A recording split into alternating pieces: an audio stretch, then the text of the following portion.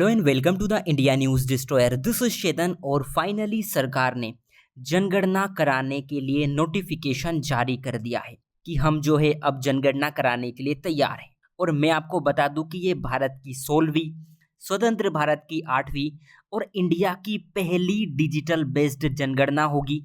और बकायदा इसके लिए हमारे जो गृह मंत्री है अमित शाह, उन्होंने इसकी तैयारियों की समीक्षा भी की है। देखिए, बहुत टाइम से सरकार पर सवाल उठ रहे थे कि जनगणना क्यों नहीं कराई जा रही, आखिर दिक्कत क्या है, सरकार इसे टाल क्यों रही है, सरकार क्या आंकड़ों को छिपाना चाहती है। बहुत सारे एलिगेशन सरकार पर लग रहे थे। लेकिन सरकार ने जनगणना अधिनियम 1948 के तहत ऑफिशियली गेजेट नोटिफिकेशन इशू कर दिया कि सरकार अब जनगणना को और नहीं टाल सकती, इसे अब जल्द से जल्द करवाना चाहती है। अब जनगणना में दो तरह के डेटा कलेक्ट किए जाते हैं। एक तो HLO मतलब हाउस लिस्टिंग ऑपरेशन, जिसमें हमारे घर की स्थिति पूछी जाती है कि घर कैसा है, आपके घर में क्या क्या फैसिलिटीज हैं। एंड सेकंड, लोगों की गिनती की जाती है, मतलब प्रत्येक व्यक्ति की जानकारी एकत्रित की जाती है। अब इस जनगणना को दो पार्ट्स में डिवाइड की गई है, यानी इस जनगणना को दो चरण में संपन्न किया जाएगा। पहले चरण के तहत लद्दाख, जम्मू कश्मीर, हिमाचल प्रदेश और उत्तराखंड जैसे बर्फीले राज्यों में अक्टूबर 2026 की डेडलाइन रखी गई है।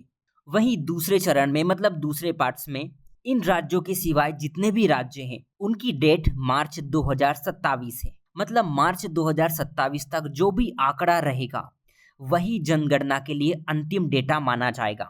मतलब सरकार के गेजेट नोटिफिकेशन के साथ ही अब जनगणना के लिए जितनी भी एजेंसियां हैं वो एक्टिव हो जाएंगी, स्टाफ की नियुक्ति की जाएगी, इन्हें ट्रेनिंग प्रोवाइड की जाएगी, फॉर्मेट तैयार किया जाएगा, फील्ड वर्क की प्लानिंग की जाएगी कि फील्ड में आखिर किस तरह के काम करने हैं, और फिर डेटा कलेक्ट किया जाएगा। यही पूरी जनगणना की प्रोसेस है। इसी प्रोसेस के थ्रू पूरी जनगणना करवाई जाएगी। देखिए, जनगणना ना दुनिया की सबसे बड़ी प्रशासनिक एक्सरसाइज में से एक है और भारत में ये गृह मंत्रालय के अंदर आने वाले registrar general and census commissioner करवाता है, जो अभी कौन है? मृत्युंजय कुमार नारायण है। और करीब 35 लाख कर्मचारी इस प्रशासनिक अभियान का हिस्सा होंगे। ये 2027 की जनगणना भारत की 16वीं और स्वतंत्र भारत की 8वीं जनगणना होगी, क्योंकि भारत में इसे 1881 से शुरू किया गया था और तब से 2011 तक बिना रुकावट हर 10 साल में जनगणना एक बार की जाती थी।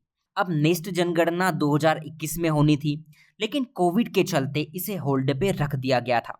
अब सवाल है कि जनगणना आखिर इतने मायने क्यों रखती है। देखिए, जनगणना भारतीय संविधान द्वारा निर्देशित है, मैंडेट है कि अनुच्छेद 246 के तहत केंद्र सरकार इसे कराने के लिए बाध्य है, जिम्मेदार है। और 7वीं अनुसूची के तहत संघ सूची यानी यूनियन लिस्ट के तहत जनगणना आती है। जब हम पॉलिसी मेकिंग की बात करते हैं, सरकार नई नई नीतियां बनाती है, तो उसके लिए जनगणना काम आती है। सरकार जो स्कीम्स बनाती है, स्कीम से कितने लोगों को फायदा होगा, कितने लोगों को लक्षित किया जाएगा, ये सारी चीजें जनगणना के थ्रू ही होती है। इसके अलावा जब हम रिसोर्सेस एलोकेशन की बात करते हैं, जैसे कि school, hospitals, employment, road, reservations, so इन सभी का एविडेंस एक आधार होता है, वो आधार हमारी जनगणना ही होती है।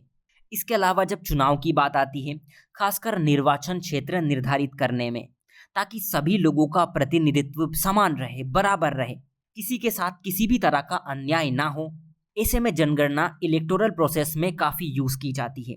जब हम पॉपुलेशन के पैटर्न को समझते हैं तो उसमें जनगणना का अलग रोल होता है।